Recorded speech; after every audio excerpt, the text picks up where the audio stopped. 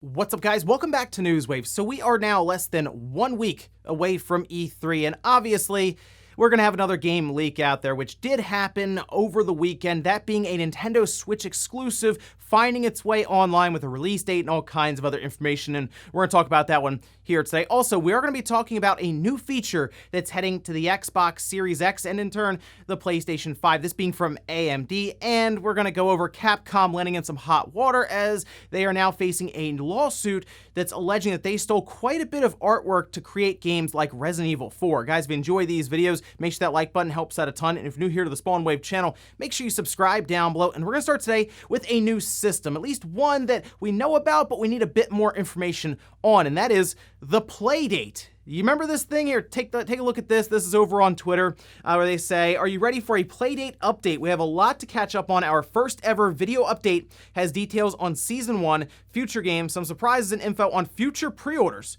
Please join us." You can see it here Tuesday, June 8th, 9 a.m. Pacific time. This was the little handheld device that has that crank on the side, a pretty interesting screen to go along with it.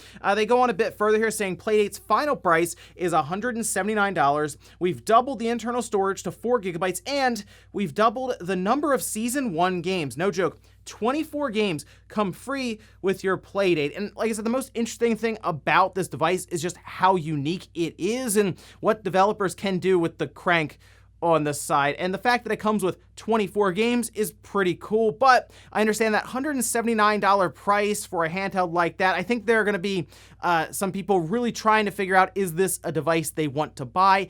I think it's interesting enough to check out here on the channel, so I will certainly be picking one of these up, but I'll also be checking it out tomorrow, and I'm sure we'll talk about it a bit more on Wednesday. Also, it does look like a game that was an exclusive for the Xbox Series system is now heading to the PlayStation 5. We can see this spotted by Gamatsu, where they say ESRB rates the Medium for PS5, third-person psychological horror game currently available for Xbox Series and PC. If you remember, this was the game from Bloober Team released earlier this year, where you'd kind of shift between different dimensions to complete puzzles and kind of further the story, and it was pretty cool.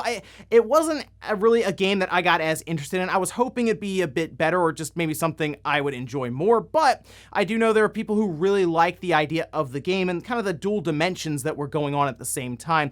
It was always talked about as a timed exclusive, so this doesn't necessarily surprise me at all. Actually, I figured it would probably be maybe half a year to a year of timed exclusivity.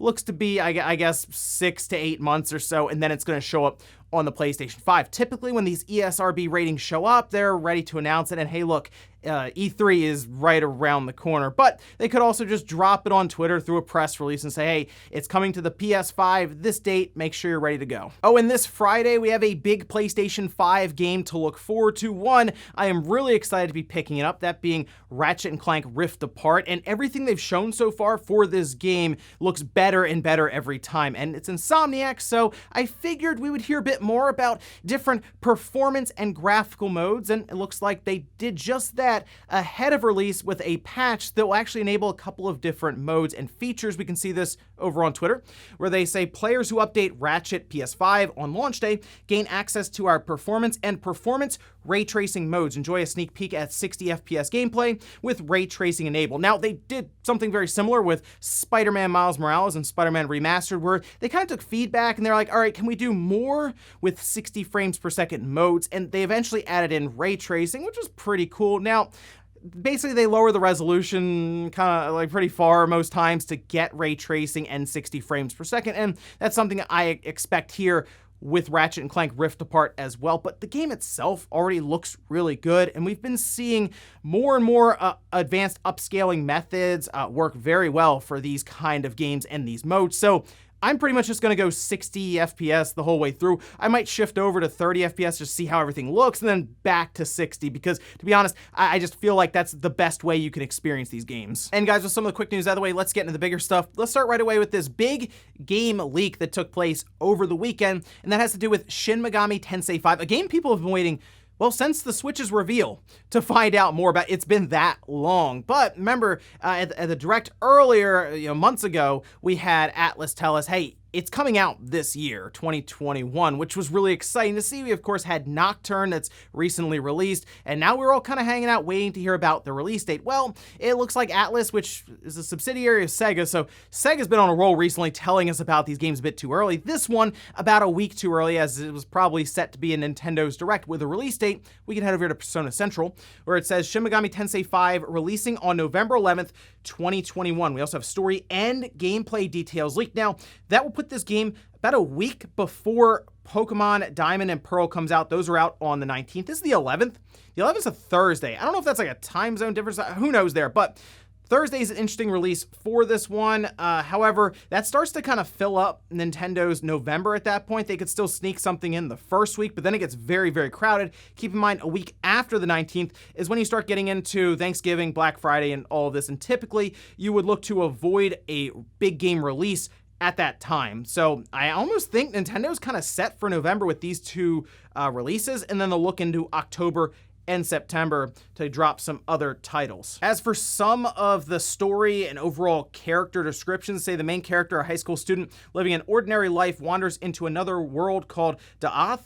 The hero fuses with a mysterious man and becomes a Nalbino, a forbidden being throwing himself into a battle between gods and demons. Speaking of demons, as you explore Da'ath, you'll face over 200 demons, which I saw people bring up, hey, that's less than some of the previous Shin Megami Tensei games. So hey, I mean, we've seen the sales and what happens when there is a boycott with something like the National Dex, so people need to get on the Demon Dex or whatever we want to call it here, because Shin Megami Tensei 5 could use all the sales it could get. In addition to familiar demons, several demons newly drawn by Masayuki Doi, the character designer of this title, will also appear. They do go on to say the end of the game can diverge in many ways. What is the future you will choose? So it looks like we'll have multiple endings for this one, and they do describe a limited edition, which isn't surprising considering we've been seeing that a lot recently from Atlas with things like Persona and Nocturne. So I would expect a limited edition. They'll probably give you early access to this game as well. I'm enjoying Nocturne. I picked it up on the PlayStation. I've been playing it here and there. I played it way back in the day on the PS2, and I just remember that game being pretty difficult then. It still has its moments of difficulty spikes here, but they have some quality of life improvements to it. However, I am really looking forward to the latest entry in the Shin Megami Tensei series. It's going to be very interesting to see it in the Direct coming up here, but I mean, we have a lot of the details here. Now we just need to see screenshots, full gameplay, and all of this, and then I guess head towards November, where we can have Shin Megami Tensei 5 release, and then a week later, the Pokemon remakes. Next up, let's talk about a big feature that is confirmed now to be heading to the Xbox Series systems, and I can only assume it's also heading to the PlayStation 5, this being from AMD and their Fidelity FX Super Resolution. They've recently announced that it will be launching June 22nd, and I'm sure we'll see all kinds of benchmarks and tests and image comparisons, all of this, especially against its main competitor, that being NVIDIA DLSS. But it has now been confirmed by Xbox that this upscaling technique through super sampling will also be heading to the Xbox, and like I said, in turn, probably the PlayStation as well, because they're all using chips designed by AMD. But we can see this at IGN, where they did get a quote saying, "At Xbox, we're excited by the potential of AMD's Fidelity FX Super Resolution technology as another great method for developers to increase frame rates and resolution. We will have more to share on this soon." So it's good to have confirmation. However, they didn't really go in depth as to when they're expecting it to show up on the Xbox, but we have had Microsoft talk about super resolution in the past at different conventions and shows and all of this, where they had mentioned that they had even built it into the dev kits that were being sent out in the overall SDK. So this appears to be something that Microsoft has been planning to utilize for quite a while. And the thing that's interesting about the Fidelity FX Super Resolution is a bit different than what NVIDIA is doing with DLSS, which is why I'm sure the comparisons are going to be very interesting. For example, Fidelity FX Super Resolution does not require machine learning, and it's also open source, so it should work on NVIDIA's GPUs as well, which would also mean like the older GTX cards. In fact, I believe AMD did a test with like a 1060 to kind of showcase what super resolution can do for older cards, we'll say, right? I mean, think about it right now, getting like a 3080 or any of these newer cards, very, very difficult. So if you can get a bit more life out of your current card that might be a bit older with something like super resolution. I think that's a great idea. And these upscaling techniques are getting more and more advanced as we go along. We've already seen DLSS in some cases be better than native resolution just because of the machine learning and what it's able to do through AI to kind of reconstruct images around like still images or text on different walls and actually make them look cleaner than even native resolution. So it's very interesting to kind of watch these upscaling techniques evolve over time, and we'll have to keep an eye on this one because this could certainly bring like pretty big performance gains to the Xbox and the PlayStation 5, even mid-generation, where all of a sudden, yeah, you could see the 4K 120, or maybe the PlayStation could finally use that 8K badge that's been on the outside of that box. So a lot of potentially are going forward. I think instead of mid-generation refreshes, we could just see more work put in to some of these different upscaling techniques from AMD going forward. And that maybe is how we stretch the life of this generation out rather than new hardware. Update the hardware you already have. Next up, let's talk about Capcom and a pretty serious lawsuit that they are now facing. This kind of goes back to that big data breach they had. Remember all that stuff leaked out from Capcom? It talked about like releases and planned releases and some ideas and even prototypes that they have for the next 4 or 5 years, but it also had a lot of history at Capcom. Previously released games from decades ago, even like Resident Evil 4. Well, it turns out a lot of people started looking through those, and one person seemed to notice some of their own artwork and photographs and all these different things that were used by Capcom a while ago. And think about how many systems Resident Evil 4 has been brought to, how many times it's been re-released. But if we head over here, this was at Polygon where they broke the story, saying Capcom games like Resident Evil 4 and Devil May Cry allegedly used unlicensed copyrighted photos extensively in its games to build out environments, details, and even the Resident Evil 4 logo, according to a new lawsuit filed Friday. Think about how many times we've looked at that Resident Evil 4 logo, and now there is an entire lawsuit saying that they've used unlicensed copyrighted photos for this kind of thing. Designer Judy A. Juracek filed her initial complaint in a Connecticut court on Friday. In the lawsuit, she alleged that Capcom used photos from her copyrighted book surfaces in multiple games, including Resident Evil 4, Devil May Cry, and other Capcom games. The Surfaces is a collection of 1,200 photographs of textures that Juracek photographed herself. The book is intended to be used for visual research. Now, Juracek points out that at least 80 photographs that were used in different scenarios across Capcom's games, with more than 100 pages of documentation going on, saying it is hard to imagine that Juracek would take a photo of shattered glass in Italy, an interior mansion door design, and that Capcom artists would reproduce the exact same pattern of shattered glass in a logo and interior design without benefit of Juracek's photographs. And you can see a lot of examples here that were pointed out in kind of this court case. I mean, you see like textures next to each other, you see designs, and this doesn't look great here for Capcom right now, and it does look like currently they're seeking toward up to $12 million in damages on account of copyright infringement. She's also seeking damages for false copyright management and removal of copyright management, $2,500, $25,000 for each used photograph. And Capcom went on to say they're aware of the lawsuit, but this is pretty serious stuff because it doesn't look like much of a defense here. I mean, all of the examples that were pointed out, it does look like Capcom during the development of, say, Resident Evil 4, lifted a lot from this book and these copyrighted images. And $12 million, you might think of that and say, okay, well, Capcom could probably pay that and move along. But not only that, there's more on top of that in terms of money, but it is also kind of pointed out a cease of copyright material. So, like, what do they do with Resident Evil 4 then if it's covered in these copyrighted images that they essentially lifted and put into the game or designs they used? Do they have to remake 4? I mean, they're remaking 4, so okay, I guess they can say, oh, well, we won't use any of that, but like, what do they do with all the previous copies of 4? I would assume they're going to settle and overpay a bit or come to terms like, okay, can we use this? We'll pay you some royalties for it. We'll figure something out so we don't have to stop selling Resident Evil 4 as it currently is or look to pull copies off store shelves. I don't know how all that works, but it does seem like that is something that is at least brought up here. But wow, that data leak is really hitting Capcom hard right now. First, we find out like their release schedule or plans for the next near 5 or 6 years. and now this is coming out that they lifted several images that were copywritten out of the book for Resident Evil 4 and Devil May Cry. So yeah, things not going too well on that front right now for Capcom. Also, if you would like to read through the entire lawsuit for yourself, I'll link the Polygon article down below. At the bottom, you can scroll there, and then you can kind of look through the entirety of the lawsuit. It's really thorough. I mean, seriously, like there are a ton of examples there, and it just doesn't look like it's something Capcom wants to really face in court. So we'll see what happens here. And in our last bit of news, let's talk about the big event that is happening this week ahead of E3. That is Summer Game Fest. And that's gonna be kicking off on Thursday, where they're, I guess, gonna have their big show that's gonna kick off the entire event that's happening, I guess, throughout the next couple of days, running basically right alongside of E3. And a lot of people probably looked at this initially and they weren't thinking too much of it, but it might actually be bigger than a lot of us were originally thinking. We head over to Twitter.